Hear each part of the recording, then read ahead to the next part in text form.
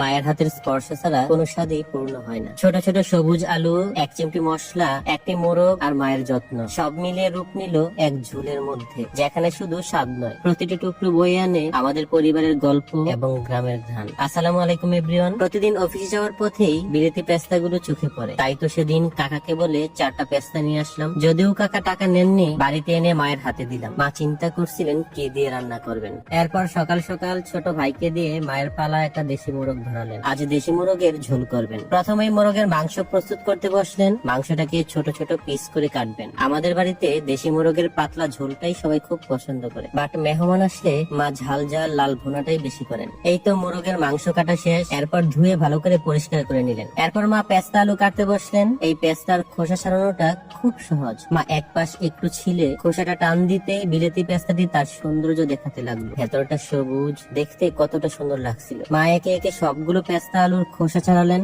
সাথে কয়টা পেঁয়াজও খোসা ছাড়িয়ে রেখেছেন। এরপর এই আলুগুলো ছোট ছোট টুকরো করে কাটতে লাগলেন। বেশি ছোট করা যাবে না। দেখুন মা সবগুলো পেস্তা আলু কত সুন্দর করে কাটলেন। কাটা হলে সোজা কলের পাড়ে চলে গেলেন। পেস্তাগুলো ভালো করে ধুয়ে নিলেন। এরপরে রান্না করার পালা। প্রথমে মা পেঁয়াজ কুচি করে নিলেন। চুলায় আগুন ধরিয়ে বসালেন কড়াই। এরপর তেল গরম হলে পেঁয়াজটা ভাজার সময় মা রসুনও দিয়ে দিলেন। মা রসুনটা আগে ভাগেই দেন। এরপর 3 থেকে 4টি এলাচ, দারুচিনি ও 2টি তেজপাতা দিয়ে দিলেন। এরপর মা গুঁড়ো মশলাগুলো অ্যাড করবেন। দিলেন 2 চামচ মরিচ গুঁড়ো, 1 চামচ হলুদ গুঁড়ো, সামান্য পানি দিয়ে কষাতে শুরু করলেন। এরপর দিলেন স্বাদ মতো লবণ, নেড়ে চেড়ে মশলা কষাতে লাগলেন। তারপর দিলেন আদা বাটা। জিরে বাটা ছিল না, তাই তো জিরে গুঁড়ো দিয়ে দিলেন। মশলার গন্ধ তখন চারিদিকে ছড়িয়ে পড়ল। মা মাংসের জন্য গরম মশলা আলাদা করে গুঁড়ো করে রাখেন, সেটাই দিয়ে দিলেন। মশলার তেল যখন বেশি উঠতে শুরু করলো আর মশলার পানি শুকিয়ে গেল, তখনই মাংসগুলো কড়াইতে দিয়ে দিলেন। নেড়ে চেড়ে মা মশলাটা মাংসের গায়ে মেখে নিলেন। কাঁচা মাংসের রং আর মশলার রং মিশে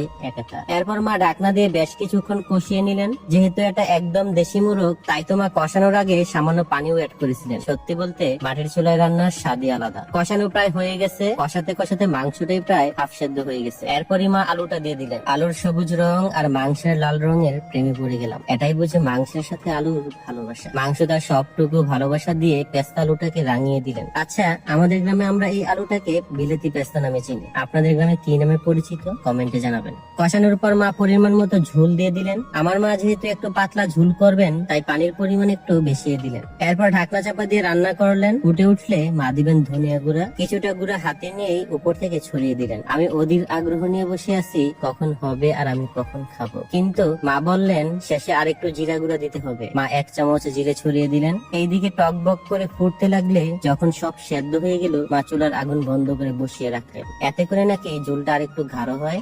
ঢাকনা খুলতেই যা গ্রান বের হলো বলে বোঝানো যাবে না। যাই হোক, আমি মাকে বললাম একটু ভিডিও শুট করবো, নেড়ে চেড়ে দেখাতে। মা তাই করলেন। সবশেষে মা আমার পাতে তুলে দিলেন আর আমি তৃপ্তি করে খেলাম। এই আলুর মিষ্টি গন্ধটা সত্যি অসাধারণ। যারা খাননি আমার এই রেসিপিটি দেখে অবশ্যই একবার হলো ট্রাই করবেন।